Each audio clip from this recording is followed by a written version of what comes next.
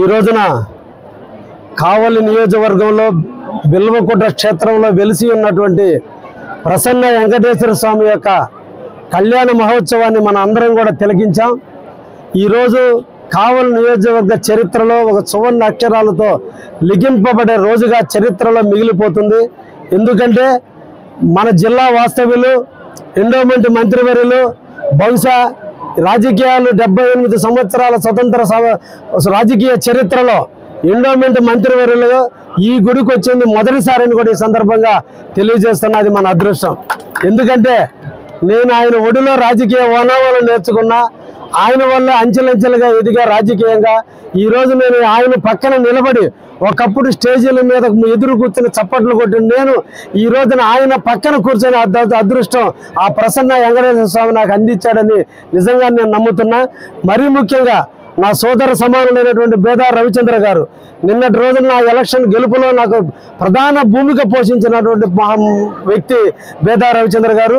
ఇద్దరు నేను ప్రేమించేటువంటి ఇద్దరు వ్యక్తుల సాన్నిధ్యంలో ఈరోజు కళ్యాణం తిలకించడం నా పూర్వజన్మ సుకృతంగా భావిస్తున్నా.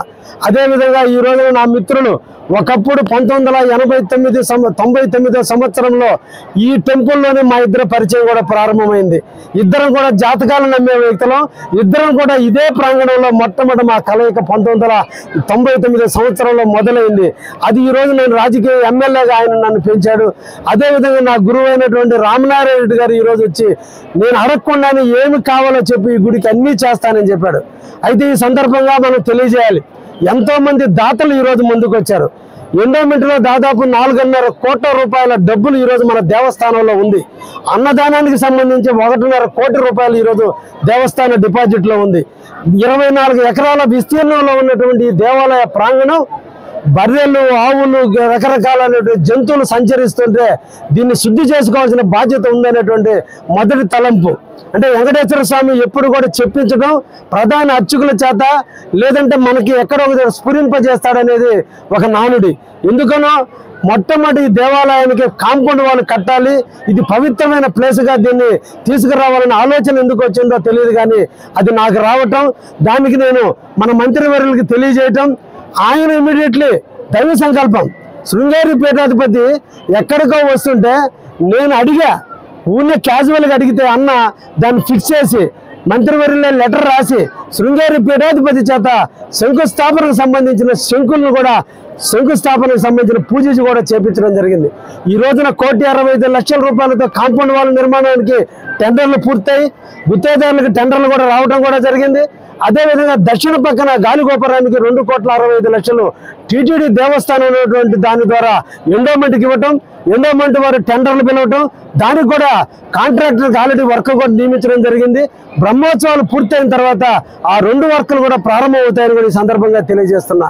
అంతేకాదు బొచ్చు కృష్ణకుమారు, సంజయ్ గారు మన భోగోలు వాస్తవులు ఇప్పటికే మనం పెట్టుకుంటే దేవస్థానానికి 80 లక్షల రూపాయలు పెట్టి అన్నదాన సత్రాన్ని వాళ్ళు నిర్మించి దేవస్థానానికి గిఫ్ట్గా ఇవ్వడం జరిగింది. వారు మళ్ళా ముందుకు వచ్చి పరవడ పక్క గాలిగోపురాన్ని కూడా 2,50,00,000 రూపాయలతో ఆ గాలిగోపురాన్ని కూడా నిర్మించడానికి వారు ముందుకు వచ్చినందుకు ఈ సందర్భంగా వారిని కూడా అభినందిస్తూ, అదేవిధంగా తూర్పున వెంకటేశ్వర స్వామి చూసేది తూర్పు వైపున ఉండేటువంటి రాజద్వారాన్ని కూడా మన్నిమేల సుకుమారెడ్డి అనే దాత ఈరోజు నిర్మాణం చేస్తున్నాడు. ఇప్పటికే స్లాబ్ మట్టానికి కూడా అది కూడా పూర్తయింది. అతి తొందరలో అది కూడా పూర్తవుతుందని నమ్మకంతో ఉన్నాం. అంతేకాకుండా రాజద్వారంగా ప్రజలు నడవాలి కాబట్టి రాజద్వారానికి ఎదురుగా 2 4 కాళ్ళ మండపం, అదేవిధంగా మెట్లు కూడా ఉత్తర వైపు ఏ విధంగా అయితే ఉన్నాయో అదేవిధంగా తూర్పు వైపున మెట్ల నిర్మాణానికి కూడా పచ్చారి శ్రీనివాసులని చామాతల వాస్తవ్యులు, హైదరాబాద్లో రియల్ ఎస్టేట్లో వ్యాపారస్తుడు, రవిచంద్రకి శిష్యుడు, ఆయన ఈరోజు 75 లక్షల రూపాయలు నిధులు కూడా ఆయన కూడా ఇచ్చించడం జరిగింది. అదేవిధంగా మన పార్లమెంటు సభ్యులు వేమిరెడ్డి ప్రభాకర్ రెడ్డి గారు కూడా సూచనప్రాయంగా కోనేరు నిర్మాణానికి దాదాపు 2 కోట్లు అవుతుందని తెలియజేయడం జరిగింది. ఆయన కూడా సూచనప్రాయంగా అంగీకారం తెలియజేస్తున్నాడు.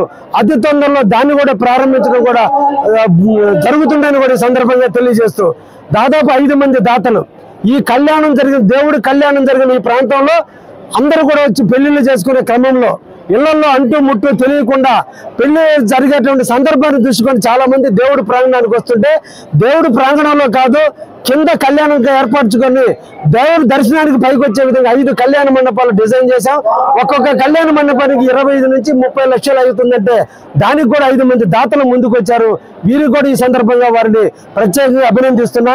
అదేవిధంగా కళ్యాణ కట్ట గతంలో పూర్వీకులు ఎవరు కట్టారో తెలియదు, కానీ కళ్యాణ కట్టను దేవుడికి నైరుతి భాగంలో కట్టారు.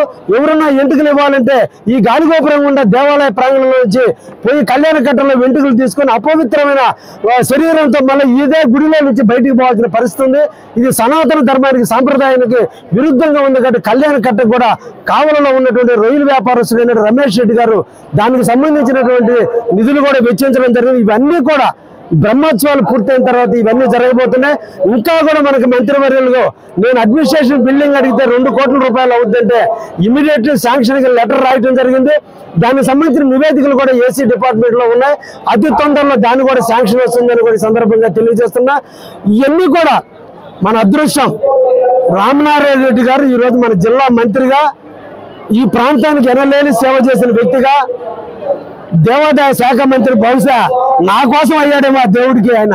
ఎందుకంటే ఈ ప్రసన్న వెంకటేశ్వర స్వామి నా హయాంలో బేదా రవిచంద్ర గారి మీ ఇద్దరు హయాంలో అన్న చేతుల మీదుగా మేము చేపించుకునే దానికి ఆ వెంకటేశ్వర స్వామి ఈ రోజు రాష్ట్రం అన్ని ఇబ్బందుల్లో ఉంటే దేవస్థానాలు అన్ని హ్యాపీగా ఉన్నాయి.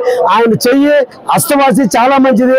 ఆయన నీడలో ఈ ప్రసన్న వెంకటేశ్వర స్వామి ఒక మంచి వైభవ క్షేత్రంగా వెలుగొందేదానికి మేము ముగ్గురు కూడా కృషి చేస్తామని సందర్భంగా తెలియజేస్తూ ధన్యవాదాలు.